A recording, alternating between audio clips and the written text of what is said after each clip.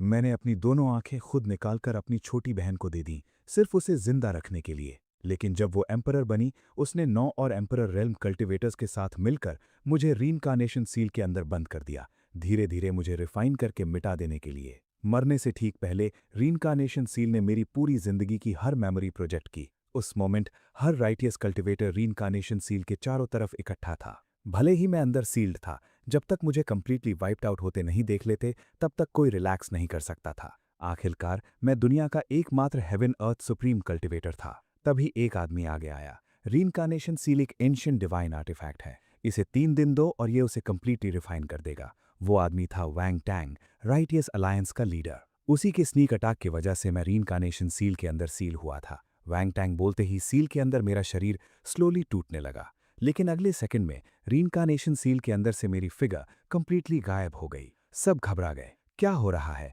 क्या एक ancient divine artefact भी हेवन अर्थ एम्परर को होल्ड नहीं कर सकता? जब बाकी सब डिस्ट्रॉट थे, वैंग टैंग बस कामली मुस्कुराया। रिलैक्स सब। जब रीइंकार्नेशन सील किसी को रिफाइन करती है, तो उस इंसान की पूरी जिंदगी रीप्ले करती है। अभी बस हेवन अर्थ एम्परर का पास्ट दिखा रही है, बस इतना है। ये एक्चुअली प्रूव करता है कि वो अभी रिफाइन हो रहा है। सब ने राहत की सांस ली। इधर मैं अभी इस बॉडी में पहुंचा था। सोचा था हेवन अर्थ एम्परर होने का मतलब है बस एंजॉय करूं। लेकिन सारी मेमोरी फ्रैगमेंट्स मर्ज करने के बाद मैं पूरी तरह हिल गया। चोजन वन और उसके राइटियस अलायंस ने मुझे सील कर दिया था इस रीइंकार्नेशन सील के अंदर। 3 दिन और मैं कंप्लीटली इरेज हो जाऊंगा। ये लिटरली सबसे वर्स्ट स्टार्टिंग हैंड था। मेमोरी फ्रैगमेंट्स को जल्दी से स्कैन करना होगा और कोई रास्ता निकालना होगा। सील के बाहर वैंग टैंग ने कूलली कहा, क्यों ना हम सब इस चांस का फायदा उठाएं और एग्जैक्टली देखें कि हेवन अर्थ एम्परर ने क्या क्या गंदे काम किए हैं। बहुत लोग इस पर राजी थे, लेकिन उसी मोमेंट निंग बिंग आइस एम्प्रेस जाने की तैयारी में थी। प्लान था 3 दिन बाद वापस आएगी। उसका नाम था बाई निंग बिंग,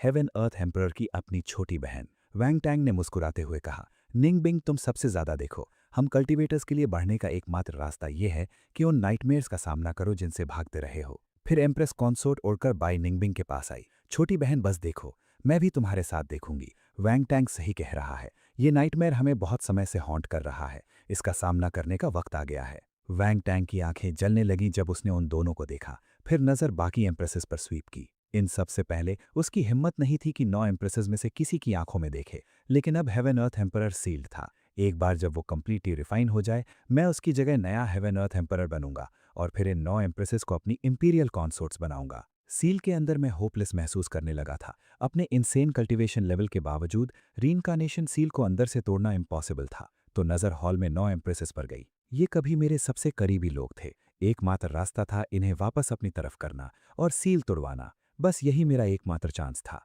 क्योंकि रीइंकार्नेशन सील रिफाइन हो रहे इंसान की पास्ट दिखाती है, मैंने सोचा इसे थोड़ा ट्वीक करूं और एडिटेड वर्जन प्रोजेक्ट करूं। मैं ड्रामेटिक रिवेंज नॉवेल्स पढ़कर बड़ा हुआ था। जब तक सभी 10 एम्प्रेसेस रोते हुए मुझसे माफी न मांगे, रुकूंगा नहीं।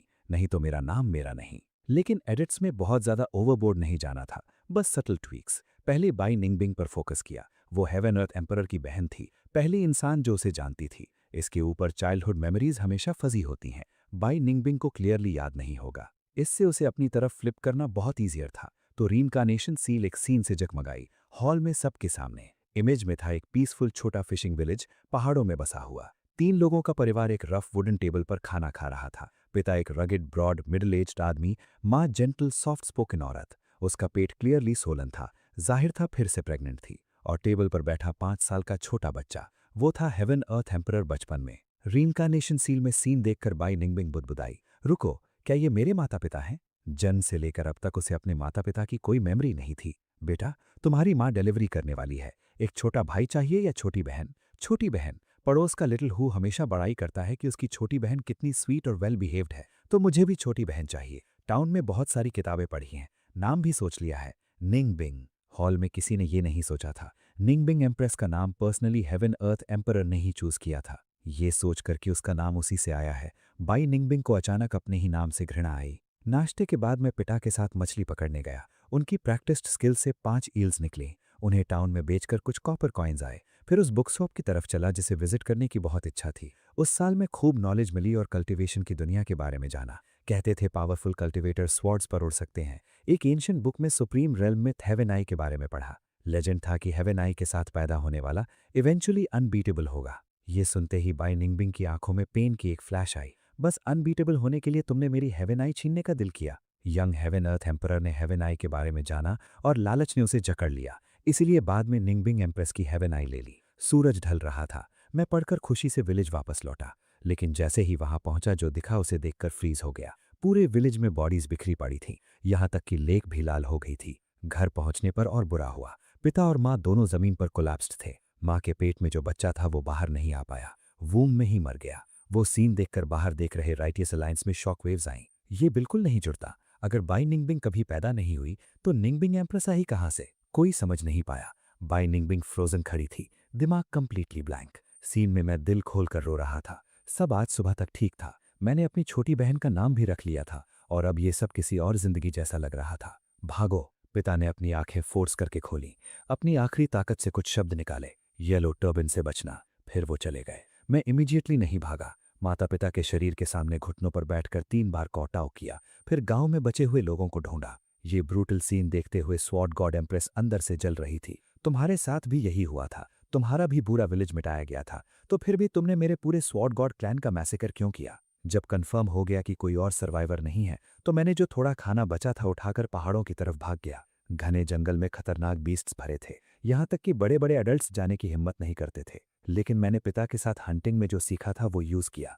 कांटों की चुभन का दर्द सहते हुए 3 दिन और 3 रात वहां सर्वाइव किया। एंड तक मेरे आंसू सूख गए थे। आंखों से जो निकल रहा था वो खून था। जब खाना खत्म हुआ, टाउन जाकर छुप जाने का फैसला किया, बदला लेने का दिन आने का इंतजार करने के लिए। लेकिन पाया कि पूरे टाउन को भी उसी तरह मिटा दिया गया था जैसे माता पिता को मारा गया था। और सिर्फ टाउन नहीं, पास के सभी विलेजेस को भी हिट किया गया था। वापस गया, माता पिता की कब्र बनाई। रिस्पेक्ट्स देने के बाद रुक नहीं सका, जाना था, क्योंकि उस वक्त एक कर्ज जैसी चीज उस इलाके पर हावी हो गई थी। सारा खाना सूख कर सड़ गया था। पिता के हंटिंग टूल्स और धनुष उठाए पहाड़ों की तरफ निकल पड़ा। प्यास लगी तो वाइल्ड बेरीज चुनी, भूख लगी तो शिकार किया। शुरुआत में हंटिंग बहुत रफ थी, लेकिन धीरे धीरे ट्रिक समझ में आ गई। जंगल के दूसरी तरफ पहुंचने पर एक मैसिव व्हाइट टाइगर से सामना हुआ। साइज के मामले में मेरा कोई चांस नहीं था। कुछ देर स्ट्रगल के बाद पूरी तरह स्पेंट होकर जमीन पर कोलैप्स हो गया। व्हाइट टाइगर ने जबड़े तड़ौड़े खोलकर झपट पड़ा। जैसे ही विजन ब्लर होने लगी, अंदर एक थॉट जलती रही, मुझे सरवाइव करना है। जीने की उस इच्छा से फ्यूल्ड होकर मेरी बाई आंख की प्यूपिल वहीं 2 हिस्सों में स्प्लिट हो गई। मेरे शरीर से प्रेशर की एक मैसिव सर्ज एक्सप्लोड हुई। हेवन आई जाग गई।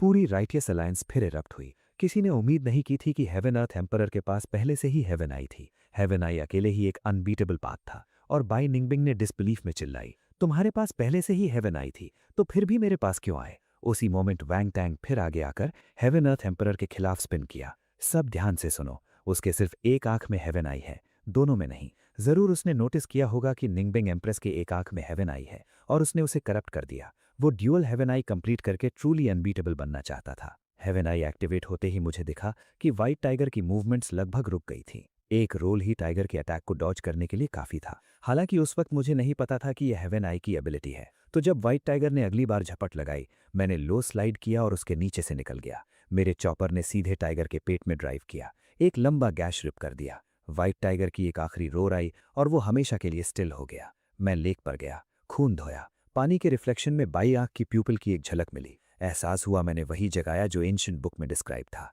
हेवन आई। मैं टूट कर रोने लगा। पिताजी, माँ, तुम्हारी मौत का बदला लिया जाएगा। अगले कुछ दिनों में व्हाइट टाइगर की हाइट से एक कोट बनाई, उसका मांस सुखाकर खाने के लिए रखा। एक रात अचानक आवाजें सुनाई दी। मैं छुप कर देखने लगा। एक मर्द और औरत कुछ बाहों में लिए दौड़ते हुए निकले। धुंधले से उनकी बातें सुन पाया, इस छोटे बोझ को यहीं छोड़ दो, खुद संभाल लेगा। चलो चलो जल्दी करो, क्या श्राप है? उन्होंने जो कुछ कैरी कर रहे थे वो फेंका और जल्दी से चले गए। बाहर घुप अंधेरा था।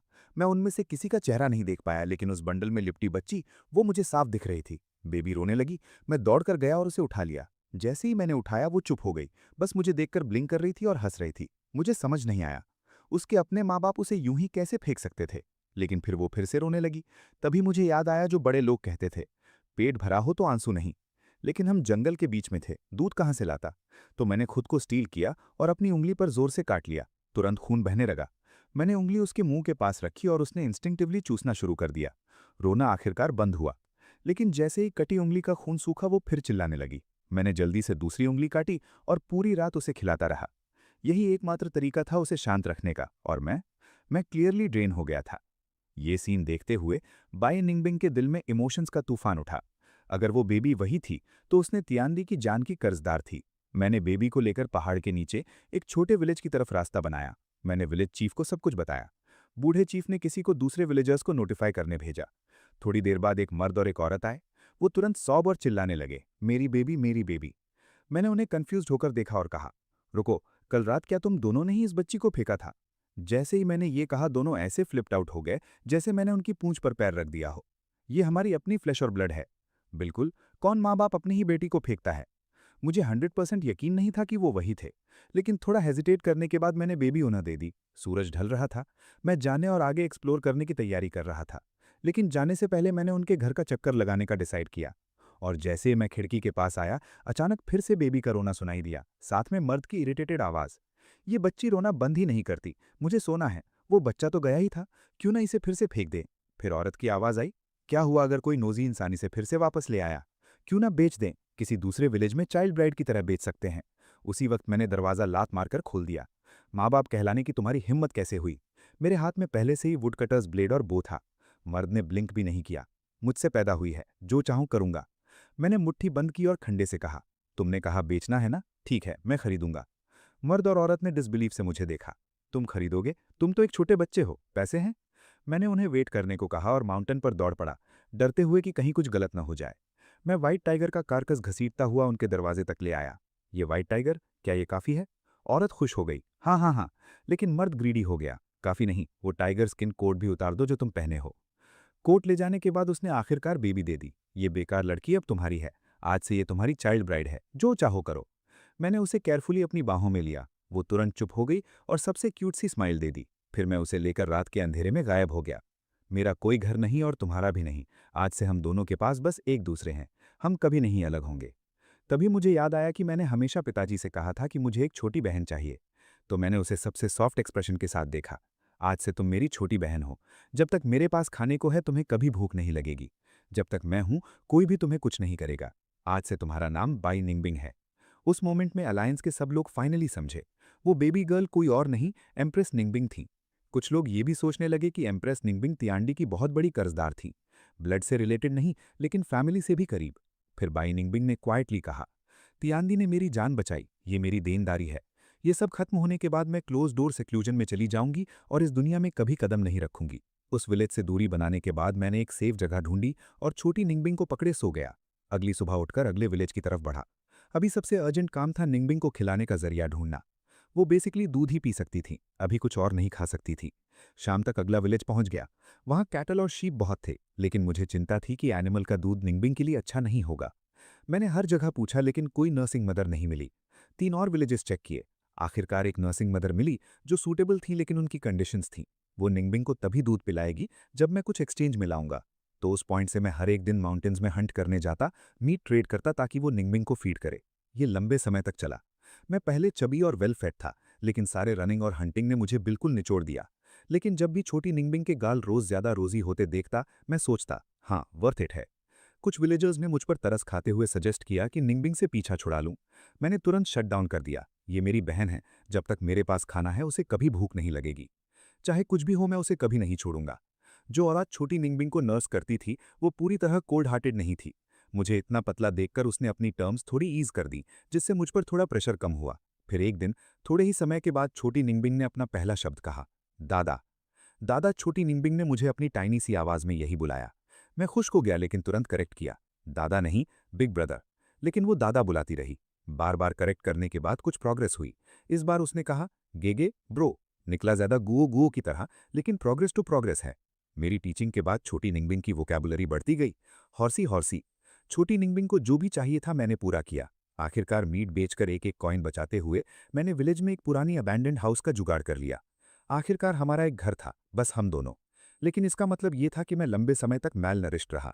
अपनी उम्र के बच्चों की तुलना में मैं सीरियसली अंडरवेट था। इस पॉइंट पर मेमोरी देख रही भीड़ में मर्मरिंग शुरू हो गई। कहना तो होगा यंग तियांदी एम्प्रेस निंगबिंग के लिए इनक्रेडिबल था। एक तरह से एम्प्रेस निंगबिंग बेसिकली तियांदी की चाइल्ड ब्राइड थी। लेकिन जैसे ही उन्होंने बाई निंगबिंग की आंखों का एक्सप्रेशन देखा, किसी ने एक और शब्द बोलने की हिम्मत नहीं की। और बाई निंगबिंग अपने मन में खुद से पूछ रही थी, उस वक्त क्या मैं सच में उसकी चाइल्ड ब्राइड थी? तो बाद में तुमने क्यों चेंज कर लिया? जब निंगबिंग थोड़ी बड़ी हुई मैं उन्हें हंट पर ले जाने लगा, लेकिन बस सेफर एरियाज में। विलेज में हमेशा बंद नहीं रह सकती, उसे दुनिया देखनी चाहिए, और वो कुछ मीट खाने की उम्र तक पहुंच गई थी। लेकिन चूंकि मैं यहाँ इतनी बार हंट करता था, मैंने इस माउंटेन का लगभग सारा गेम साफ कर दिया था। तो हम दोनों कभी कभी डेज तक 1 मील और अगले दिन कुछ नहीं जाते। माउंटेन में बेसिकली एक ही फ्रूट था, पपाया। इसलिए बड़े होते हुए छोटी निंगबिंग ने ढेर सारा पपाया खाया। उसी वक्त राइटेस अलायंस के लोगों के मन में पपाया के एक सर्टेन बेनिफिट का ख्याल आया, लेकिन उनमें से किसी ने एम्प्रेस निंगबिंग की तरफ झांकने की हिम्मत नहीं की। बाई निंगबिंग ने इंस्टिंक्टिवली खुद को नीचे देखा। यस, एक्चुअली काम किया था। बस ऐसे ही 5-6 साल गुजर गए। छोटी निंगबिंग और मैं दोनों बड़े हो गए। मैं अब 11 साल का था। एक दिन हमेशा की तरह मैं छोटी निंगबिंग को हंट पर ले गया। अचानक हवा में एक डेंजरस सेंट पकड़ी। दूर एक वुल्व्स का पैक एक यंग बॉय पर अटैक कर रहा था। वो मेरी उम्र का ही लगता था। मैंने बो से दूर से 3 वुल्व्स को पिक ऑफ किया।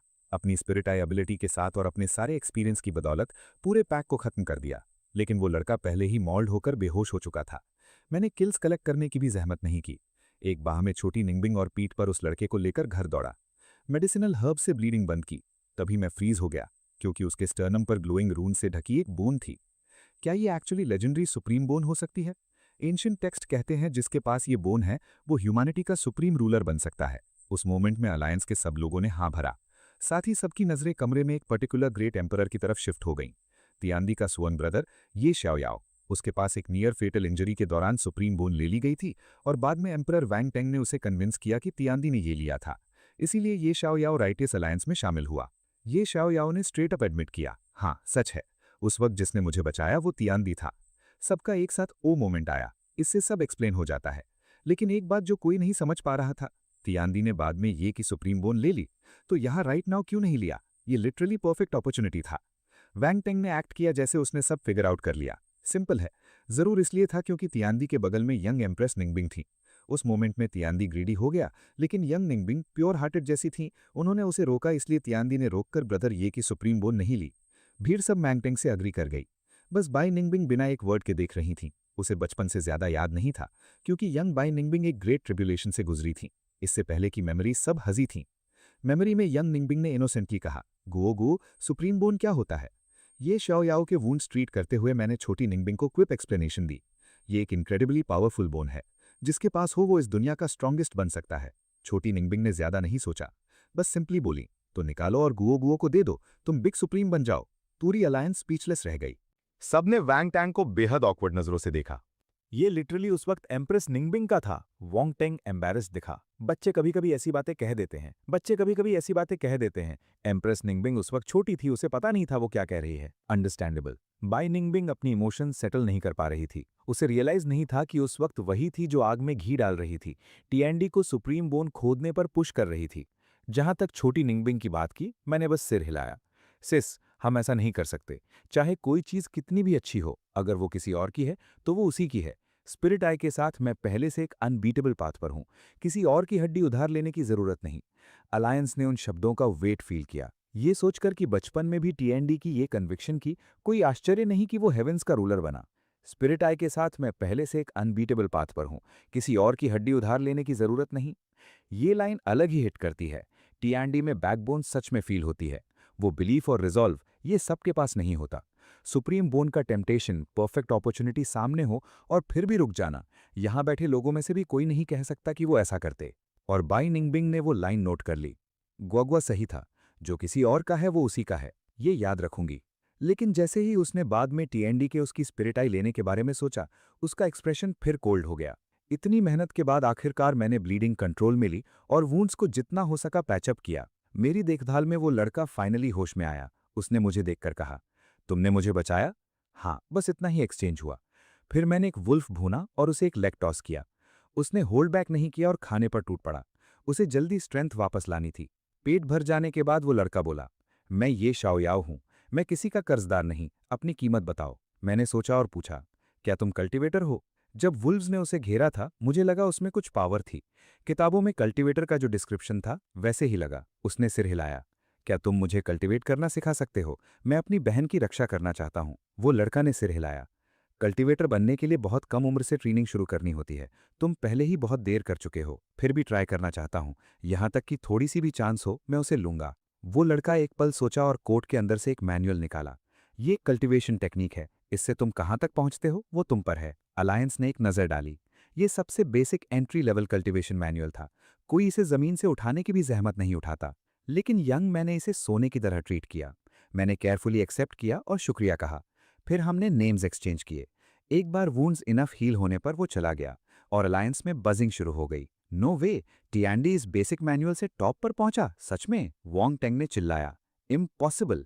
टियांडी को जरूर बाद में कोई क्रेजी लकी एनकाउंटर हुआ होगा, उसी से एक्चुअली वो बना। फिर सबके सामने एक हाफ स्टिक ऑफ इंसेंस में मैंने अपना कीसी खोला और की कल्टीवेशन रेल में एंटर किया। भीड़ ने शार्पली सांस ली। उनमें से सबसे फास्ट जिसने की कल्टीवेशन में एंटर किया, उसे 3 महीने लगे। कल्टीवेशन रेल्म का पूरा ब्रेकडाउन है: Qi cultivation, foundation building, golden core, nascent soul, soul transformation, Dao integration, tribulation crossing, grand completion, true insane, insane lord, quasi insane emperor, great emperor. Mostly ordinary लोग कीसी ही नहीं खोल पाते, की कल्टीवेशन में एंटर करना तो दूर की बात। फिर भी यंग टियांडी ने इसे इजीली एक ट्रैश मैनुअल से कर लिया। फेस बचाने की कोशिश में वोंग टेंग फिर बोला, ये बस टियांडी की इन्नेट नेचुरल टैलेंट है, लेकिन इसका मतलब ये भी है कि टियांडी का कल्टीवेशन पाथ पर आना सब ये शाओयाओ की वजह से था। अगर वो मैनुअल नहीं देता, टियांडी शायद बस एक नॉर्मल ऑर्डिनरी लाइफ जीता। फिर ये शाओयाओ ने कहा, टियांडी का इस पाथ पर आना मेरे साथ शुरू हुआ। वो जो भी बाद में बना, एक वक्त वो मेरा स्वॉन बिग ब्रदर था और मैंने उसे हंट करने में हिस्सा लिया। वो गिल्ट कभी नहीं गई। ये सब खत्म होने के बाद मैं सेक्लूजन में जाऊंगा और दुनिया के मामलों से दूर रहूंगा। उसी वक्त किसी ने चिल्लाया, देखो, यंग टियांडी का ऑरा अभी भी बढ़ रहा है। उस मोमेंट में थोड़े ही वक्त में मैं की कल्टीवेशन लेवल 6 पर पहुंचकर रुक गया। इसलिए नहीं कि आगे नहीं जा सकता था, बल्कि इसलिए कि मुझे चिंता हुई कि छोटी निंगबिंग भूखी होगी। उसे खाना देना था। लेकिन एक बार छोटी निंगबिंग का पेट भर गया, मैं ट्रेनिंग में वापस कूद पड़ा। वक्त के साथ मैंने की कल्टीवेशन लेवल 6 से फाउंडेशन बिल्डिंग तक ब्रेक थ्रू किया। अलायंस पूरी तरह से हार गई। एक ही दिन में फाउंडेशन बिल्डिंग, पूरे हेवेंस में ये अनप्रेसिडेंटेड और शायद कभी नहीं होगा। बहुत लोग कंप्लीटली फ्लोट थे, लेकिन वोंग टेंग ने फिर से सब कुछ स्पिरिट आई की वजह से क्रेडिट किया और टीएनडी पर शेड थ्रो करता रहा। उधर ये शाओ याओ ने ये सब देखा और डीपली कन्फ्लिक्टेड फील किया, यहाँ तक कि दर्द भी। वो और टीएनडी जेन्युइन स्वॉन ब्रदर्स थे। फिर भी टीएनडी ने बाद में रूथलेसली उसकी सुप्रीम बोन ले ली। बिग ब्रो, क्या एक सुप्रीम बोन ऐसा बनने के वर्थ था? ये शाओ याओ ने ये वर्ड्स कभी जोर से नहीं कहे, कोई और कभी नहीं जान पाया। अब भी ये शाओ याओ ने टीएनडी को बिग ब्रो बुलाया, लेकिन ये शाओ याओ ने क्वाइट साइली। उसका वो बिग ब्रो आखिरकार बदल गया था। उसके बाद के दिनों में खुद ट्रेनिंग करने के साथ साथ मैंने छोटी निंगबिंग को भी कल्टीवेट करना सिखाना शुरू किया। मैं पहले से कल्टीवेशन के बेनिफिट्स देख रहा था। हालांकि मैं शाओ निंगबिंग को अपने फ्यूचर रिवेंज में नहीं चाहता, फिर भी ये अच्छा होगा अगर वो इनफ कल्टीवेट कर सके कि खुद की रक्षा कर सके। और उसी मोमेंट में अलायंस के सब लोग एक्साइटेड हो गए। हेवनली एम्परर ने एक रात में की कंसेंडेशन और अगले दिन फाउंडेशन बिल्डिंग रीच किया। और चूंकि निंगबिंग एम्प्रेस के पास भी ट्विन प्यूपल्स हैं, उसका टैलेंट ज्यादा पीछे नहीं हो सकता। वोंग टेंग ने कॉन्फिडेंटली भी कहा, देखना सब, निंगबिंग एम्प्रेस की कल्टीवेशन स्पीड भी स्काई रॉकेट होगी। हेवनली एम्परर को ट्विन प्यूपल्स बस शेयर लक से मिली हैं। निंगबिंग एम्प्रेस की कल्टीवेशन पेस एक्चुअली उससे फास्टर हो सकती है। सबने अग्री किया। तो मैंने शाओ निंगबिंग को मैनुअल से कल्टीवेट करना शुरू किया। मैंने पहले गाइड नहीं किया। आखिरकार जब मैंने शुरू किया था तब किसी ने मुझे गाइड नहीं किया था। इसके अलावा मुझे डर था कि मेरी गाइडेंस उसे सूट ना हो और उसे ट्रैक से ले जाए। बेहतर यही था कि वो खुद फिगर आउट करे। लेकिन जैसे ही शाओ निंगबिंग अकेले ट्रेन किया, इंस्टेंट की सी सेंस करना या एक रात में की कंसेंडेशन करना तो दूर की बात, 2 पूरे दिन गुजर गए और उसे अपनी की सी की एक हिंट भी नहीं मिली। ब्रदर, ये बहुत मुश्किल है। ब्रदर, क्या तुम प्लीज मुझे टीच करोगे? शाओ निंगबिंग डिस्करेज्ड होकर हेल्प मांगने आई। और उस मोमेंट में अलायंस में सबसे ऑकवर्ड वोंग टेंग था। सबकी नजरें डाउट से भरी उस पर थीं। वोंग टेंग में गला साफ किया। निंगबिंग एम्प्रेस अभी बहुत छोटी है, उसका माइंड अभी पूरी तरह डेवलप नहीं हुआ। एक बार कोई प्रॉपर्ली गाइड कर दे, उसकी cultivation speed definitely heavenly emperor के मैच कर लेगी। बाकी लोगों को ये रीजनेबल लगा। एक बार यंग टीएनडी स्टेप इन करे, वो सब फिगर आउट कर लेगी। शाओ निंगबिंग को हेल्प मांगते देखकर मैंने सोचा, लेकिन फिर भी तुरंत गाइडेंस नहीं दी। मेरे नजरिए से जो मेथड खुद फिगर आउट किया जाए, वो हमेशा किसी के बताने से बेहतर होगा। लेकिन मुझे उम्मीद नहीं थी। 2 और दिन गुजर गए। शाओ निंगबिंग अभी भी कीसी टैप नहीं कर पाई। इसलिए मैंने उसे अपना कल्टीवेशन मेथड सिखाने का डिसाइड किया। सिस, ये अप्रोच ट्राई करो और देखो अगर ये तुम्हारे लिए क्लिक करता है। अगर सही नहीं लगे, फोर्स मत करना। शाओ निंगबिंग ने ओबीडियंटली सिर हिलाया। फिर उसने कई और दिन मेरे मेथड से प्रैक्टिस की और फिर भी कीसी एंटर नहीं कर पाई।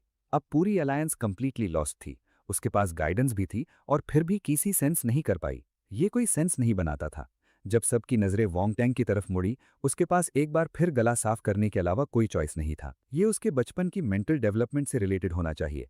कुछ और दिन दो, निंगबिंग एम्प्रेस डेफिनेटली की कंसंट्रेशन में ब्रेक करेगी। लेकिन जो हुआ उसने सबको एब्सोल्युटली फ्लोट कर दिया। रीइंकार्नेशन सील के अंदर पूरा आधा साल बीत चुका था और शाओ निंगबिंग अभी तक किसी सेंस नहीं कर पाई। 6 महीने से ज्यादा में एक बिट ऑफ प्रोग्रेस नहीं। इस पॉइंट पर उसके टैलेंट को बस कंप्लीटली एवरेज डिस्क्राइब किया जा सकता था। यहाँ तक कि कुछ रैंडम लो लेवल कल्टिवेटर्स का टैलेंट उससे वर्स नहीं होगा। सब कंफ्यूज्ड होकर घूर रहे थे। वॉन्ग टेंग ने वो एक्सप्लेनेशन आगे रखा जो उसे सबसे लाइकली लगी। सब लोग, इसके लिए बस एक एक्सप्लेनेशन है और वो ये है कि निंगबिंग एम्प्रेस ने अभी तक अपनी ट्विन प्यूपल्स अवेकन नहीं की हैं। सोचो, हेवनली एम्परर ने ट्विन प्यूपल्स तब अवेकन किए जब उसका पूरा विलेज मिटा दिया गया था, और ट्विन प्यूपल्स अवेकन करने के लिए सर्टेन कंडीशंस लगती हैं। उसी मोमेंट में बी निंगबिंग भी रिफ्लेक्ट कर रही थी। उसे बस एक ग्रेट कैटास्ट्रोफी का बचपन में सफर करना याद था। जब उसे होश आया, उसकी ट्विन प्यूपल्स की पावर पहले ही अवेकन हो चुकी थी। ट्विन प्यूपल्स की पावर कैसे आई, उसने हमेशा अज्यूम किया था कि ये खुद अवेकन हो गई जब एक सर्टेन पॉइंट रीच किया। वॉन्ग टैंग आखिरकार एक रफ कंक्लूजन पर उतरा। सब लोग, मुझे लगता है ट्विन प्यूपल्स की पावर अवेकन करने के लिए सबसे लाइकली इंटेंस हेट्रेड या लाइफ और डेथ क्राइसिस से ट्रिगर्ड होना जरूरी है। ये थ्योरी को इमीडिएटली सबकी अप्रूवल मिली। वॉन्ग टैंग का ब्रेकडाउन लॉजिकल और वेल रीजन था। फ्यूचर हेवनली एम्परर की टॉप पिक होने के सच में हुआ दी। तुम सब बहुत काइंड हो, लेकिन अगर मेरी थ्योरी सही है तो हेवनली एम्परर ने एक्चुअली निंगबिंग एम्प्रेस को बचाया ही नहीं। उसने एक्चुअली उसकी ट्विन प्यूपल्स अवेकन करने में बाधा डाली। अगर हेवनली एम्परर शो अप नहीं करता, वो बीस्ट्स इन्फेंट निंगबिंग एम्प्रेस को ढूंढ लेते। लाइफ और डेथ सिचुएशन फेस करके निंगबिंग एम्प्रेस बहुत लाइकली उसी वक्त ट्विन प्यूपल्स अवेकन कर लेती। तो चाहे जैसे देखो, हेवनली एम्परर ने स्ट्रेट अप निंगबिंग एम्प्रेस को स्ट्रॉन्गर बनने से ब्लॉक किया। सब वैंग टेंग की थ्योरी से पूरी तरह अग्री कर गए। सबको लगा हेवनली एम्परर ने निंगबिंग एम्प्रेस को रोक रखा था। उसके बिना वो कहीं ज्यादा हासिल कर सकती थी। शायद वो निंगबिंग हेवनली एम्परर भी बन सकती थी। लेकिन बी निंगबिंग ये सब देखते हुए बहुत अनसर्टेन फील कर रही थी। उसने खुद से पूछा, क्या हेवनली एम्परर ने सच में मुझे ट्विन प्यूपल्स अवेकन करने से ब्लॉक किया? बी निंगबिंग को गट फीलिंग थी कि ट्रूथ एग्जैक्टली ऐसी नहीं थी। उस वक्त के बाद शाओ निंगबिंग ची सेंस करने में फेल होती रही। आखिरकार उसने पूरी तरह हार मान ली और कल्टिवेट करना बिल्कुल छोड़ दिया। मैं हेल्पलेस था, लेकिन मैंने उसे पुश भी नहीं किया। अगर कल्टिवेट नहीं कर सकती तो मैं खुद उसकी रक्षा करूंगा। उस आधे साल में मेरा रेल्म फाउंडेशन बिल्डिंग से गोल्डन कोर में एडवांस हो गया। 2 और साल गुजरे और मैं गोल्डन कोर से पीक नेसेंट सोल तक क्लाइम कर गया। लेकिन उसके बाद चाहे कितना भी ट्रेन करूं, मेरी कल्टीवेशन बस पीक नेसेंट सोल पर स्टक रही। टेक्निक्स में चाहे कितना डीप डिग करूं, डिवाइन ट्रांसफॉर्मेशन स्टेज में ब्रेक थ्रू नहीं हो पाई। उसी वक्त स्टन्ड अलायंस ने फाइनली समझा, हेवनली एम्परर बस एक बेसिक एंट्री लेवल मैनुअल से ही ट्रेन करता रहा था। उस चीज से नेसेंट सोल तक पहुंचना पहले से ही सीलिंग था। डिवाइन ट्रांसफॉर्मेशन का एब्सोल्युटली कोई रास्ता नहीं था। इसके ऊपर पीक नेसेंट सोल तक पहुंचना भी थ्योरी में ही पॉसिबल था। दूसरे वर्ड्स में यंग हेवनली एम्परर मैनुअल के लिमिट पर हिट किया था, अपनी पोटेंशियल के लिमिट पर नहीं। मैनुअल उसे होल्ड बैक कर रहा था, वो नहीं। कल्पना करना मुश्किल था। उसे एक प्रॉपर मैनुअल दे दो और बचपन में वो कहां तक जा सकता था। 3 साल बाद मैं और शाओ निंगबिंग दोनों बड़े हो गए। मैं 14 का था और शाओ निंगबिंग अब 8 साल की थी। ब्रदर, बहुत बोर हो रही हूँ, क्या हम टाउन देखने जा सकते हैं? सुना है वहाँ बहुत फन चीज़ें हैं। अब तक शाओ मुझे ब्रदर बुलाने लगी थी। हर दिन वो मेरे साथ हंट के लिए माउंटेन पर जाती, फिर विलेज वापस आती, ज़्यादा से ज़्यादा किसी पास के विलेज में घुमाती। वो लाइफस्टाइल पहले ठीक था, लेकिन कुछ वक्त बाद वो रेस्टलेस हो गई। हाल ही में वो बड़े सिटी मार्केट के बारे में सुन रही थी और सच में देखना चाहती थी। मुझे लगा मेरी करंट स्ट्रेंथ उसे सेफ रखने के लिए इनफ है, इसलिए मैं मान गया। ठीक है, आज टाउन चलते हैं। जैसे ही शाओ ने ये सुना, वो लिटरली उत्साह से उछल पड़ी। ब्रदर, तुम बेस्ट हो। शाओ के मुंह से निकलने वाला हर वर्ड बड़े भाई के लिए प्योर एडमिरेशन से भरा था, साथ में आखिरकार बाहर जाने की खुशी। शाओ निंगबिंग ने खुद को तैयार किया, अपना सबसे अच्छा आउटफिट भी पहना।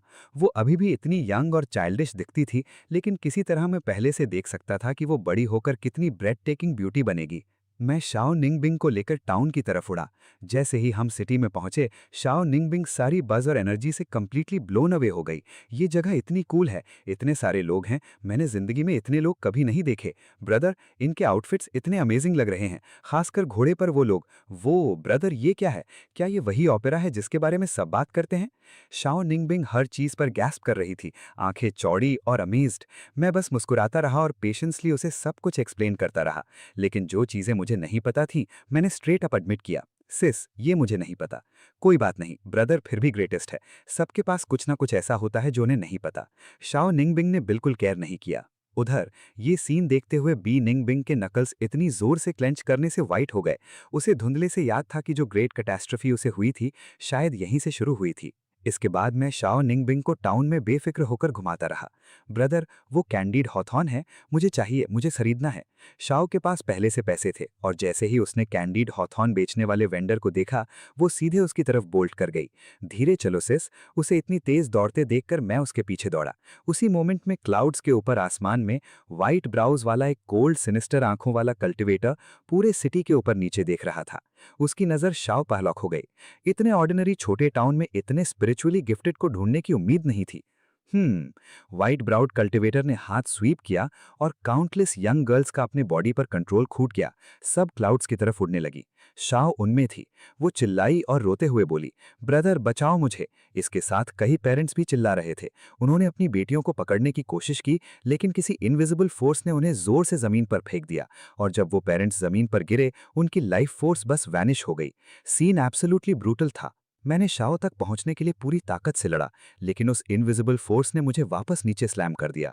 व्हाइट ब्राउड कल्टिवेटर थोड़ा सरप्राइज्ड हुआ। इतने छोटे टाउन में पीक नेसेंट सोल कल्टिवेटर की उम्मीद नहीं थी, लेकिन उसने इसे सीरियसली नहीं लिया। एक बार इस बैच की गर्ल्स की सोल्स हार्वेस्ट कर लूं, मेरी कल्टिवेशन एब्सोल्युटली नेक्स्ट लेवल पर पहुंच जाएगी। तब ट्रिबुलेशन लाइटिंग भी मुझे नहीं रोक पाएगी। अलायंस के सब लोगों को इमीडिएटली समझ आया, ये white browed cultivator Dao integration stage पर था। यंग हेवनली एम्परर के पास उससे लड़ने का एब्सोल्युटली कोई तरीका नहीं था और ओपनली यंग गर्ल्स की सोल्स हार्वेस्ट करके खुद को नरिश करना, अगर आज कुछ ऐसा होता हर कल्टिवेटर उसके पीछे पड़ जाता। उस पर किसी ने कहा, क्या इसका मतलब ये नहीं कि हेवनली एम्परर ने थ्रोन लेने के बाद जो कल्टिवेशन लॉ में रिफॉर्म्स किए उन्होंने दुनिया के लिए बहुत अच्छा किया? कम से कम अब इस तरह का हॉरर बहुत कम है। वैनिटैंग को लगा टाइमिंग सही है। सब लोग, निंगबिंग एम्प्रेस अभी एक लाइफ और डेथ क्राइसिस में है। वो जरूर इस मोमेंट ऑफ डेंजर में ट्विन प्यूपल्स अवेकन करेगी। वोंगटेंग सही कह रहा था। अगर दोनों सिबलिंग्स के पास ट्विन प्यूपल्स की पावर हो तो शायद वो वाइट ब्राउड कल्टिवेटर का सामना कर सकते थे। लेकिन स्क्रीन पर जो हुआ वो दिल तोड़ने वाला था। मैं पूरी ताकत लगाकर शाओ निंगबिंग के पीछे भाग रहा था, वाइटैलिटी जला रहा था, प्योर इंस्टिंक्ट पर चल रहा था, लेकिन पावर का गैप बहुत बड़ा था। चाहे कुछ भी करूं, पहुंच नहीं पा रहा था। और फिर मैंने देखा, वाइट ब्राउड कल्टिवेटर ने शाओ निंगबिंग की सोल खींच ली। शाओ निंगबिंग का चेहरा तुरंत रिजिड हो गया। वो जा चुकी थी। उस मोमेंट अलायंस पूरी तरह फट पड़ी। ये क्या हो गया? शाओ निंगबिंग ने ट्विन प्यूपल्स कभी अवेकन ही नहीं किए, बचपन में ही मर गई, तो अभी अलायंस में खड़ी बाय निंगबिंग कहां से आई? सोल एक्सट्रैक्ट होने का मतलब है जीवन पूरी तरह खत्म, और एक मरा हुआ इंसान ट्विन प्यूपल्स पावर अवेकन नहीं कर सकता। अलायंस को उम्मीद थी कि इस क्राइसिस में यंग निंगबिंग एम्प्रेस अपने ट्विन प्यूपल्स जगाएगी और यंग हेवनली एम्परर के साथ मिलकर वाइट ब्राउड कल्टिवेटर से लड़ेगी, लेकिन जो एक्चुअली हुआ उसने सबको कंप्लीटली स्टन कर दिया। वोंगटेंग ने रैशनलाइज करने की कोशिश की। शायद इस वाइट ब्राउड कल्टिवेटर ने शाओ निंगबिंग की सोल एक्सट्रैक्ट करके किसी ट्रेजर में सील किया था, पूरी तरह कंज्यूम नहीं की। बाद में यंग हेवनली एम्परर ने इस कल्टिवेटर को मारा, निंगबिंग एम्प्रेस की सोल रिलीज की और इसी तरह वो बच गई। लेकिन कहते हुए वोंगटेंग खुद भी बिलीव नहीं कर रहा था, क्योंकि अभी हेवनली एम्परर का वाइट ब्राउड कल्टिवेटर को मारना वो प्योर फैंटेसी था। उसे खुद नहीं पता था स्टोरी यहां से कहां जाएगी। और बाय निंगबिंग बस वहीं फ्रोजन खड़ी थी। धुंधले से याद आ रहा था कि कोई बड़ी कैटास्ट्रफी हुई थी। जब होश आया था तो लगा था जैसे दूसरी जिंदगी मिल गई हो। तभी सीन में वाइट ब्राउड कल्टिवेटर ने अपना अगला कदम उठाया। उसने उन सभी लड़कियों की सोल्स एक एक करके पूरी तरह डिवावर कर ली। एक पल में वाइट ब्राउड कल्टिवेटर का प्राइमोर्डियल स्पिरिट विजिबली एक्सपैंड हो गया। उसका पूरा ऑरा कई लेवल्स ऊपर चला गया। अलायंस में हर कोई कम से कम क्वाजी एम्परर लेवल पर था। सब जानते थे इसका क्या मतलब है। एक बार शाओ निंगबिंग की सोल फुली डाइजेस्ट हो जाए, बचने का 0 चांस था। तो निंगबिंग एम्प्रेस यहीं अभी मर गई। अगर ऐसा है तो हमारे साथ खड़ी निंगबिंग एम्प्रेस यहाँ है कैसे? हेवनली एम्परर के खिलाफ हमारे साथ लड़ रही कैसे? ये मेरी समझ से बिल्कुल बाहर है। कोई बता सकता है क्या हो रहा है? तभी वोंगटेंग के दिमाग में एक फ्लैश आई। सब सुनो, मुझे लगता है समझ गया। इस सीन में जो छोटी लड़की है, हाँ, उसका नाम निंगबिंग एम्प्रेस जैसा है, लेकिन वो रियल निंगबिंग एम्प्रेस नहीं है। ये लड़की शायद यहीं मर गई और हेवनली एम्परर ने बाद में एक नई बहन ली। जो उसने बाद में ली वही है आज की निंगबिंग एम्प्रेस। सबको थोड़ा फारफेच्ड लगा, लेकिन ऑनेस्टली यही सबसे बेहतर एक्सप्लेनेशन था। आखिर सीन में क्लियरली शाओ निंगबिंग जा चुकी थी। लेकिन बाय निंगबिंग ये सब देखते हुए फील कर रही थी कि बात इतनी सिंपल नहीं है। उसी मोमेंट रीकास्टिंग सील के अंदर से मेरी गट रेंचिंग चीख पूरी अलायंस ने सुनी। बहन! मेरी डेस्परेट पुकार ने व्हाइट ब्राउड कल्टिवेटर का ध्यान खींचा। उसने मुझे सीरियसली भी नहीं लिया, बस शाओ निंगबिंग की कंप्लीटली लाइफलेस बॉडी उठाई और मेरी तरफ फेंक दी। चाहिए? ले। मैंने शाओ निंगबिंग को जितने धीरे से हो सकता था कैच किया। उसके चेहरे पर रंग का एक भी निशान नहीं था। मेरा दिल जैसे 1000 ब्लेड से कट रहा था। बहन, ठीक हो, जवाब दो मुझे। चाहे कितनी भी जोर से नाम लूं, शाओ निंगबिंग कभी रिस्पॉन्ड नहीं कर सकती थी। उसके पीले होठ, चेहरे से उड़ा हुआ रंग। मैं जान गया, शाओ निंगबिंग जा चुकी थी। इतनी सारी सोल्स डिवावर करने के बाद व्हाइट ब्राउड कल्टिवेटर अपना ट्रिबुलेशन इंड्योर करने के लिए कोई जगह ढूंढने लगा। लेकिन जैसे ही वो जाने लगा, मैं सीधे उसके सामने खड़ा हो गया। मेरी बहन वापस कर उसे। मुझे इस हाल में देखकर व्हाइट ब्राउड कल्टिवेटर ने एक स्मग हंसी निकाली। बच्चे, तेरी बहन मर गई। आज मूड अच्छा है तो जाने दे रहा हूं, लेकिन अगर अपनी औकात नहीं समझी तो फिर मुझे मत कोसना। ठीक है, तो मैं बहन का बदला लेने के लिए तुझे मारूंगा। ये कहते हुए मैं व्हाइट ब्राउड कल्टिवेटर की तरफ और आगे बढ़ा। वो मुझे कुछ नहीं समझता था, लेकिन मेरे एक अटैक ने उसकी भौएं चढ़ा दी। व्हाइट ब्राउड कल्टिवेटर को एहसास हुआ ये बच्चा नेसेंट सोल कल्टिवेटर है, लेकिन मिड स्टेज डिवाइन ट्रांसफॉर्मेशन की स्ट्रेंथ से हिट कर रहा है। वो तुरंत टेंस हो गया। बच्चे किस सेक्ट से है? अगर कोई कनेक्शन निकला तो आज की बेइज्जती के बाद भी छोड़ सकता हूं। व्हाइट ब्राउड कल्टिवेटर को डर था कहीं ये किसी पावरफुल फैमिली का ना हो। अगर ऐसा है तो वो भी पंगा नहीं ले सकता। बस ये सोचकर उसे उस टाउन में आने का पछतावा हुआ। लेकिन एक बात उसे कंफ्यूज कर रही थी। अगर ये बच्चा इतने पावरफुल बैकग्राउंड से है तो उसकी छोटी बहन इतनी ऑर्डिनरी क्यों थी? लेकिन मैं कुछ सुनने की हालत में नहीं था। मैंने सीधे व्हाइट ब्राउड कल्टिवेटर पर पाम स्ट्राइक लॉन्च की, वो फाइटिंग स्टाइल जो मैंने सालों की हंटिंग से डेवलप की थी। व्हाइट ब्राउड कल्टिवेटर स्टन रह गया। ये स्वॉर्ड इंटेंट है, लेकिन इसके पास कोई स्वॉर्ड नहीं है। ये बेयर हैंड से स्वॉर्ड एनर्जी प्रोजेक्ट कर रहा है। व्हाइट ब्राउड कल्टिवेटर थोड़ा ओवर कॉन्फिडेंट हो गया था। मेरी पाम हिट उसने डायरेक्टली फेस की, जिससे उसके रोब का सामने वाला हिस्सा उड़ गया। रिएक्ट करने से पहले ही मैं फिर आ गया, एकदम क्लोज क्वार्टर्स कॉम्बैट। डाउ इंटीग्रेशन लेवल के कल्टिवेटर के खिलाफ, जो मुझसे बहुत ऊपर था, मैं प्योर रॉ इंस्टिंक्ट और शेयर गैस्पिरेशन पर लड़ रहा था। लेकिन बाहर से देखने वालों को ये सुसाइड रन लग रहा था। फिर भी मेरे रेकलेस ऑल आउट असॉल्ट में white browed monk actually struggle करने लगा। फिर उसने कोल्ड स्नॉट निकाला। उसके डाउ मेल्डिंग रेल्म के प्रेशर ने मुझे उड़ा दिया, लेकिन मैंने पीछे हटने से मना कर दिया। मैं उसके साथ क्लोज कॉम्बैट में था और साथ में बाहों में लड़की को थामे था। एक भी हिट उसे नहीं लगने दे रहा था, भले ही वो पहले से एक ठंडी लाइफलेस बॉडी थी। अंदर की रेज जैसे जैसे और जलने लगी, मेरे ड्यूअल प्यूपल्स वहीं स्प्लिट होने लगे। एक पल में एक इनविजिबल ओवरवेलमिंग प्रेजेंस बाहर एक्सप्लोड हो गई और white browed monk completely stunned रह गया। उसने तुरंत रिकग्नाइज किया ड्यूअल प्यूपल्स, और बस उसी के साथ उसके चेहरे पर प्योर वाइल्ड एक्साइटमेंट फैल गई। अगर वो पावर खुद के लिए ले सके तो किसी हेवनली ट्रिबुलेशन की क्या परवाह। सिर्फ ट्रिबुलेशन क्रॉस करना नहीं, यहां तक कि ग्रैंड एंसॉन्ट या उससे आगे क्वाजी एम्परर, यहां तक कि इमॉर्टल एम्परर और ग्रैंड एम्परर, वो इन सब के लिए लड़ सकता है। और खासकर जब उसने देखा कि सामने का बच्चा बस नेसेंट सोल रेल्म में था, व्हाइट प्राउड मंक को लगा जैसे हेवन खुद उसके साथ है। बच्चे, तुम्हारी ड्यूअल प्यूपल्स की पावर से मैं ग्रैंड एम्परर तक का रास्ता बनाऊंगा। इसके साथ व्हाइट ब्राउड मंक ने अपना मैसिव हाथ आगे बढ़ाया, सीधे उस लड़के को पकड़ने के लिए जिसे उसने लॉकडाउन किया था।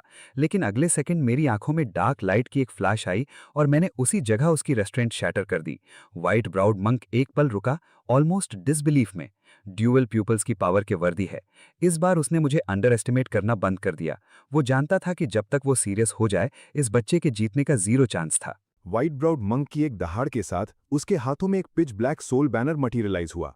अलायंस के मेंबर्स ने जैसे ही उसे देखा, गुस्से से भड़क उठे, क्योंकि उस बैनर में इस आदमी के हाथों मारे गए अनगिनत लोगों की सोल्स कैद थीं, और उससे निकलती एनर्जी से साफ था कि उसके शिकार ज्यादातर ऑर्डिनरी अलायंस कल्टिवेटर्स थे। ये सीधा सीधा ईविल था। हर कोई उसे वहीं काट देना चाहता था। व्हाइट ब्राउड मंक ने सोल बैनर अनलीश किया। उन डार्क रिजेंटफुल रेथ एनर्जीज ने मेरे कंधे को रैप कर लिया। वो मेरा पूरा आर्म रिप करने की कोशिश कर रहा था। लेकिन अगले मोमेंट मेरे डुअल प्यूपल से गोल्डन लाइट का एक बर्स्ट एक्सप्लोड हुआ और एक गोल्डन स्वॉर्ड शूटिंग आउट हो गई। अलायंस मेंबर्स फ्लोट रह गए। क्या ये डुअल प्यूपल्स की आई फॉर्ज डिवाइन वेपन एबिलिटी है? जो एनर्जी फील हो रही थी, उससे लग रहा था ये गोल्डन स्वॉर्ड कम से कम टॉप ग्रेड स्पिरिट वेपन है। हाँ, टॉप ग्रेड दूसरों के लिए कुछ नहीं था, लेकिन हेवनली एम्परर के लेवल के एक बच्चे के लिए top grade spirit weapon game changer था। क्योंकि व्हाइट ब्राउड मंक ने इतनी मेहनत से जो सोल बैनर फौज किया था वो मुश्किल से मिड ग्रेड रेंज था, और डुअल प्यूपल्स ने कैजुअली टॉप ग्रेड चीज थिन एड से कंजोर कर ली। तो आगे चलकर इस बच्चे के डुअल प्यूपल्स कितने टेरिफाइंग बनेंगे। तभी एक स्ट्रेंज थॉट सबके दिमाग में एक साथ आई। उन्होंने हेवनली एम्परर को कभी इस तरह डुअल प्यूपल्स यूज करते नहीं देखा था। मेरे गोल्डन स्वॉर्ड के स्विंग में व्हाइट ब्राउड मंक के सोल बैनर की रेत एनर्जी ब्लेड की गोल्डन लाइट से टकराई और बिल्कुल ऐसे सिकुड़ गई जैसे बिल्ली को देखकर चूहा भागे। फिर एक फ्लैश में गोल्डन स्वॉर्ड एक मैसिव गोल्डन ग्रेट स्वॉर्ड में ट्रांसफॉर्म हो गई। मेरे ऑल आउट असॉल्ट में व्हाइट ब्राउड मंक का सोल बैनर वहीं स्मैश होकर टुकड़े टुकड़े हो गया। बैकलैश ने व्हाइट ब्राउड मंक को जोर से हिट किया। उसने सोर्स ब्लड का एक बड़ा घूंट खून उगला। वो हॉरिफाइड था। उसने सोचा भी नहीं था कि उससे 2 फुल रेल्म्स नीचे का कोई उसका सबसे प्राइस ट्रेजर उड़ा सकता है। लेकिन वही हुआ। अलायंस में डेड साइलेंस छा गई, क्योंकि सबने अभी रियलाइज किया था वो golden great sword quasi immortal emperor artifact था। डुअल प्यूपल्स की पावर इतनी इंसेन थी। देर नहीं लगी कि उनमें से एक क्वाजी इमॉर्टल एम्परर ने नोटिस किया यंग हेवनली एम्परर की प्यूपल्स से गोल्डन ब्लड लीक हो रहा था। क्यूरियस होकर वो इंस्टिंक्ट पर आगे बढ़ा, और अगले मोमेंट वो अपनी आंखें पकड़कर चीख रहा था। उसका पूरा शरीर पेन में कन्वल्स हो रहा था। सब कंफ्यूज्ड। वैंग टेंग जल्दी से आगे आया। सब ध्यान दें, समसार सील के पास मत जाओ। पास जाने से विजन में दिख रही सफरिंग इक्वल मेजर में तुम पर रिफ्लेक्ट होती है। इमॉर्टल एम्परर लेवल से नीचे कोई ना आए। इमॉर्टल एम्परर तक पहुंचे हो तो शायद इंड्योर कर सको। वैंग टेंग ने यह पूरा बोला भी नहीं था कि खुद डेमॉन्स्ट्रेट करने के लिए समसार सील के पास गया। अगले मोमेंट उसका चेहरा कंप्लीटली वाइट हो गया। अगर उसने अपने कल्टिवेशन से वोकल कॉर्ड समय पर सील नहीं किए होते तो वो उस क्वाजी इमॉर्टल एम्परर की तरह चीख पड़ता। दर्जन भर इमॉर्टल एम्परर्स ने वैंग टेंग की बात सुनी। सोचा इमॉर्टल एम्परर लेवल पावर से पेन को श्रग ऑफ कर सकते हैं। बिना सोचे आगे बढ़ गए, और अगले मोमेंट चीखों का एक कोरस फूट पड़ा। सब एक साथ समसार सील से पीछे हट गए। वैंग टेंग का चेहरा पेल था, थोड़ा एम्बैरेस्ड भी। माफ करना सब, ये मेरी गलती थी। समसार सील का प्रोजेक्टेड पेन ट्रांसफर होते वक्त कल्टिवेशन लेवल को कंप्लीटली इग्नोर करता है। ग्रैंड एम्परर भी उतनी ही इंटेंसिटी से फील करेगा। कोई पास ना आए।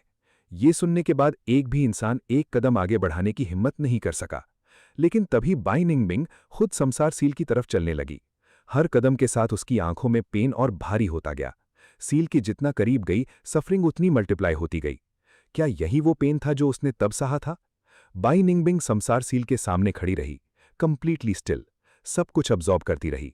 जिन्होंने खुद वो पेन फील किया था वो सोचने लगे कि इस लेवल की एगनी उस बच्चे ने कैसे इंड्योर की। वो तो बस एक टीनेजर था। उस मोमेंट व्हाइट ब्राउड मंक के सामने मुझे पेन था, लेकिन मैंने एक पल भी नहीं रुका, क्योंकि सोचने का वक्त नहीं था। लड़ाई अभी चल रही थी और बाहों में जो छोटी लड़की थी लाइफलेस होने के बावजूद उसे एक खरोंच तक नहीं लगने दी। गोल्डन स्वॉर्ड से व्हाइट ब्राउड मंक का सोल बैनर उड़ाया और सीधे ऑफेंसिव पर वापस आ गया। एक स्लैश में उसे उड़ाकर क्लाउड्स में भेज दिया। वो संभल भी नहीं पाया था कि मैं पहले से ऊपर उसके पास था। मैं जैसे किसी और ने पोजेस कर लिया हो। क्लाउड लेयर में उस पर एब्सोल्यूटली हैमर करता रहा। देर नहीं लगी कि व्हाइट ब्राउड मंक कम से कम 300 बार हवा में उड़ाया जा चुका था। पूरी राइटियस अलायंस डेड साइलेंट। किसी ने उम्मीद नहीं की थी कि व्हाइट ब्राउड मंक इस बच्चे से कंप्लीटली डोमिनेटेड होगा। इस रेट पर सब देख सकते थे मरने वाला व्हाइट ब्राउड मंक था। तभी किसी ने बाई निंगबिंग की तरफ मुड़कर पूछा, व्हाइट ब्राउड मंक को डिफीट करने के बाद क्या होगा तुम्हारे हिसाब से? वैंग टेंग ने बीच में काटा। साफ अनॉयंस था उसमें। याद है उसने आइस एम्प्रेस के बारे में क्या कहा था? समसार सील में जो छोटी निंगबिंग है वो मर चुकी है। वो आइस एम्प्रेस जो आज यहां खड़ी है वो एब्सोल्यूटली नहीं है। तो आगे क्या होगा? आइस एम्प्रेस को कैसे पता होगा? तभी बाई निंगबिंग की आवाज आई, काम और फ्लैट। जब मैं बहुत छोटी थी एक टेरेबल ऑडियल से गुजरी। बहुत सारी डिटेल्स याद नहीं है, बस इतना याद है कि जब होश आया मास्टर वहां थे। उसके बाद उन्हें ही टीचर बनाया और यहां तक पहुंची। कई कल्टिवेटर स्पेकुलेट करने लगे, क्या हो सकता है कि यंग हेवनली एम्परर ने व्हाइट ब्राउड मंक को मारने के बाद किसी इनक्रेडिबल फेट ने आइस एम्प्रेस को वापस जिंदा कर दिया। वैंग टेंग को यह एब्सोल्यूटली इंपॉसिबल लगा। लिटिल निंगबिंग के रिवाइव होने का कोई चांस नहीं, और आइस एम्प्रेस जैसी एक्स्ट्रॉर्डनरी इंसान का मास्टर कोई रेक्लूसिव लेजेंड रहा होगा। समसार सील के पेन को एंड्योर करते हुए भी जैसे ही बाई निंगबिंग के मन में मास्टर का ख्याल आया, दिल में एक क्वाइट वार्मथ भर गई। मास्टर बहुत पहले चले गए, लेकिन उनकी पावर का सीलिंग आज भी मुझे नजर नहीं आता। ये सुनकर सब स्टंड रह गए। वैंग टेंग ने एक विस्टफुल साई ली। कितना अफसोस, तुम्हारे मास्टर जैसा पावर हाउस अगर गया ना होता और हमारे साथ हेवनली एम्परर को टेक डाउन करने आता तो एम्परर का कोई चांस नहीं था। बाई निंगबिंग ने जवाब नहीं दिया। वो समझ सकती थी कि वैंग टेंग को बस इससे मतलब था कि मास्टर अलाइव है या नहीं, ताकि उसके हेवनली एम्परर भाई को टेक डाउन करना आसान हो जाए। ये ख्याल आते ही उसे वैंग टेंग के लिए सिर्फ कंटेम्प्ट फील हुई। इधर white browed monk full retreat में था। शरीर वूंड से भरा हुआ था। उंगलियां अनकंट्रोलेबली कांप रही थीं। उसने अनगिनत ट्रेजर्स फेंके थे, लेकिन हर एक इस बच्चे ने डिस्ट्रॉय कर दिया। और ये सब सिर्फ एक चीज की वजह से था, वो golden great sword. White browed monk अब लॉसेस की नहीं सोच रहा था, बस जीवित बचना चाहता था। तभी उसने नोटिस किया बच्चे ने स्वॉर्ड रखी है, उसे उस छोटी लड़की के सामने होल्ड कर रहा है। व्हाइट ब्राउड मंक की आंखें जल उठीं। वो जानता था बच्चा उसे प्रोटेक्ट कर रहा है, भले ही वो पहले से मर चुकी है। तो व्हाइट ब्राउड मंक ने प्रेशर की एक मैसिव वेव अनलीश की। एम था लड़की की बॉडी को आउटराइट क्रश करना। अब मुझे एक साथ निंगबिंग को डिफेंड भी करना था और लड़ाई भी। कोई चॉइस नहीं था। ऑफेंस छोड़कर डिफेंस पर आना पड़ा और व्हाइट ब्राउड मंक हर सिंगल अटैक में निंगबिंग को टारगेट करता रहा। मैं और पीछे होता गया। कुछ अलायंस मेंबर्स बर्दाश्त नहीं कर पाए। व्हाइट ब्राउड मंक, तू खुद को सेक्ट मास्टर कहता है, अब डेड बॉडी पर जा रहा है। हर कल्टिवेटर के लिए शर्म की बात है। व्हाइट ब्राउड मंक के निंगबिंग को टारगेट करने की वजह से मुझे उसे प्रोटेक्ट करने में और ज्यादा स्ट्रेंथ डालनी पड़ रही थी। ऑफेंस बिल्कुल नहीं हो पा रहा था, डिफेंस भी मुश्किल होता जा रहा था। फिर व्हाइट ब्राउड मंक ने ओपनिंग देखी और अपनी टेक्निक लॉन्च की, 9 येन ब्लड हैंड। एक मैसिव ब्लड रेड पाम मेरी तरफ क्रैश होने आई, लेकिन असली टारगेट मैं नहीं था, निंगबिंग थी। स्वॉर्ड से ब्लॉक करने का वक्त नहीं था। प्योर इंस्टिंक्ट पर मैं स्पिन हुआ और हिट अपनी पीठ पर ली। उस एक ब्लो से मैंने खून उगला। मेरा ऑरा सबकी आंखों के सामने विजिबली वीकनिंग होने लगा। इसके बाद व्हाइट ब्राउड मंक बार बार वही मूव हैमर करता रहा। स्वॉर्ड से ब्लॉक नहीं हो सकता था तो हर हिट बॉडी पर खानी पड़ी। इस पॉइंट पर मैं सर्वाइव करूंगा या नहीं किसी को नहीं पता था। पूरी अलायंस एंग्विश में थी। प्लीज उसे जाने दो, वो पहले से जा चुकी है। इसकी कोई वैल्यू नहीं, उसमें सांस नहीं है। बस भागो, खुद को बचाओ। वो जानते थे उनकी आवाज संसार सील के अंदर नहीं पहुंचेगी, लेकिन फिर भी उम्मीद कर रहे थे कि यंग हेवनली एम्परर निंगबिन को छोड़ दे। तब उसके पास कम से कम एक चांस होता। वो खुद को इतना फार क्यों पुश कर रहा था? शायद वो अभी भी उम्मीद थी, अगर बॉडी इंटैक्ट रख सका तो किसी डिस्टेंट चांस पर छोटी बहन वापस आ जाए। हेवनली एम्परर आगे चलकर जो भी बना, इस मोमेंट में छोटी निंगबिंग के लिए उसकी डिवोशन से कोई इनकार नहीं कर सकता था। और संसार सील के सामने खड़ी बाई निंगबिंग का एक्सप्रेशन क्रैक हो गया, विजिबली शेकन। उसे अचानक याद आया, भाई ने एक बार विलेज वालों से कहा था, वो मेरी छोटी बहन है, जब तक मेरे पास खाने को एक बाइट है उसे कभी भूखा नहीं रहने दूंगा। उस मोमेंट बाई निंगबिंग डेस्परेटली चाहती थी कि विजन में वो छोटी लड़की वही हो, और साथ ही नहीं चाहती थी, क्योंकि अगर वो सच में वही थी तो वो उस हेवनली एम्परर का सामना कैसे करती, उस भाई का जिसे उसने बिट्रे किया था, जो अब बस कुछ दिनों में रिफाइन होकर मिट जाने वाला था। भाई, तुम्हारा अंत आ गया। अभी भी किसी बेकार लड़की को बचा रहे हो? इतना मूर्ख कैसे हो सकता है कोई? तेरे डुअल प्यूपिल्स ये बूढ़ा ले लेगा। व्हाइट ब्राउड मंक जोर से हंसा। मेरी बहन के बारे में ऐसे मत बोल, तुझे अपने साथ नर्क तक खींच ले जाऊंगा। उस मोमेंट पे मैं व्हाइट ब्राउड मंक पर पूरी तरह फेरल होकर टूट पड़ा और मेरी नेसेंट सोल शरीर से बाहर निकलने लगी। व्हाइट ब्राउड मंक ने पहले ज्यादा ध्यान नहीं दिया, लेकिन फिर उसका एक्सप्रेशन कंप्लीटली बदल गया। अलायंस मेंबर्स शॉक में आ गए। ये पागल हो गया, ये एक्चुअली अपनी नेसेंट सोल ब्लो करने वाला है। इस तरह के एक्सप्लोजन के बाद वो कभी नेसेंट सोल रेल्म में वापस नहीं जा सकता। व्हाइट ब्राउड मंक भी फ्रीज हो गया। उसने इतनी terrifying purple mansion nascent soul कभी नहीं देखी थी। ज्यादातर लोगों की नेसेंट सोल फिस्ट जितनी होती है, लेकिन इस बच्चे की पूरे मैंशन जैसी थी।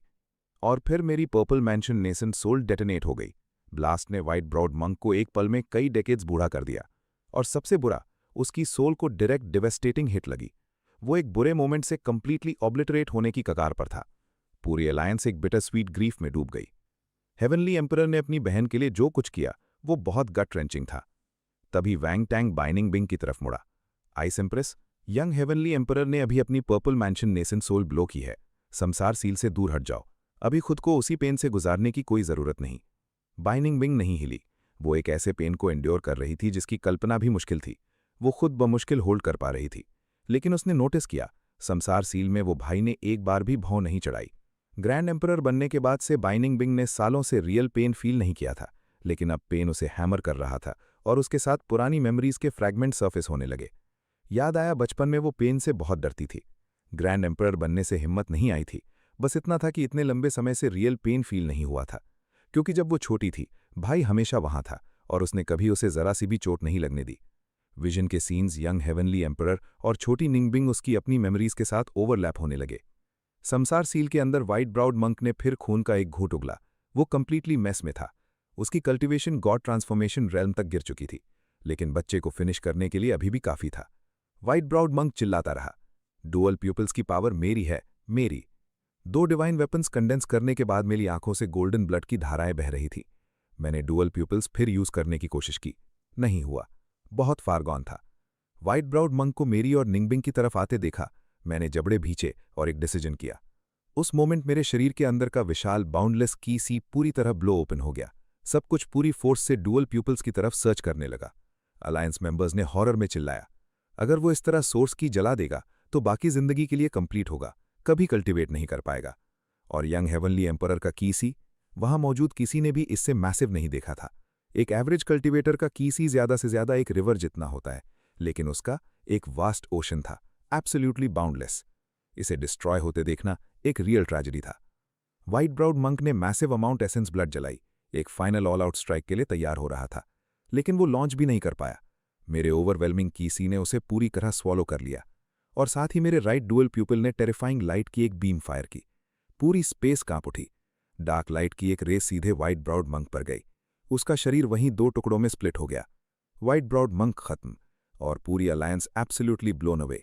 ये बच्चा एक टीनेजर होते हुए भी ऑब्लिटरेशन डार्क लाइट मास्टर कर चुका था। सब अग्री थे, यंग हेवनली एम्परर एक अलग लेवल पर था, लेकिन नेसेंट सोल डेटोनेट हो चुकी थी। आंखों से गोल्डन ब्लड अभी भी बह रहा था। सब देख सकते थे यंग हेवनली एम्परर बमुश्किल टिका हुआ था। अगर वो बाहों में उस मरी हुई लड़की को छोड़ने से इनकार न करता तो कभी इतना बुरा ना होता। और समसार सील के सामने खड़ी बाई निंगबिंग की खूबसूरत आंखें कांप रही थीं। उसके समझ में नहीं आ रहा था कि यंग हेवनली एम्परर ने ये सब कैसे एंड्योर किया। और जैसे जैसे वो सोचती रही, और ज्यादा चाइल्डहुड मेमोरीज उसके मन में फोकस होने लगी। व्हाइट ब्राउड डाओइस्ट को काटते हुए मेरा शरीर कंप्लीटली स्पेंट हो चुका था। मैं सीधे जमीन की तरफ गिरा, आखिरी ताकत से निंगबिंग को ऊपर थामे रखा, अपनी पीठ नीचे की तरफ। तभी वैंग टैंग ने फिर आवाज उठाई। अब तो साफ है, हेवनली एम्परर के डुअल प्यूपिल्स में, स्पेसिफिकली राइट आई में सिर्फ ऑब्लिटरेशन डार्क लाइट है, रेस्टोरेशन व्हाइट लाइट नहीं है। जिसका मतलब जब बाद में तुमने फोर्सिबली आइस एम्प्रेस का डुअल प्यूपिल लिया तो सिर्फ उसकी रेस्टोरेशन व्हाइट लाइट चुराने के लिए। वैंग टैंग के लिए कहते ही कमरे में हर कल्टीवेटर बाई निंगबिंग की तरफ मुड़ गया, और कुछ अजीब सा फील हुआ।